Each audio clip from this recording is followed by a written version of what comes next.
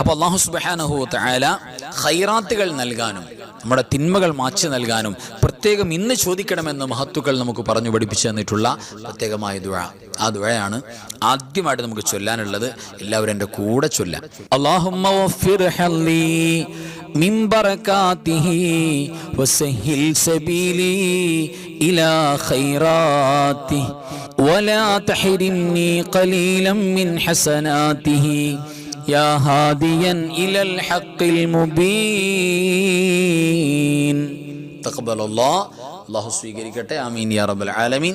പ്രത്യേകിച്ച് ഇന്നിൻ്റെ തറാവീഹിന് വല്ലാത്ത പോരിശയാണ് അല്ലാഹു സുബ്ഹാനഹു തആല നൽകുന്നത്.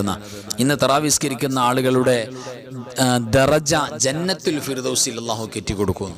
ജന്നത്തുൽ ഫിർദൗസ് എന്ന് പറഞ്ഞാൽ എന്താ? പരിശുദ്ധമായ സ്വർഗം, 7 സ്വർഗങ്ങൾ.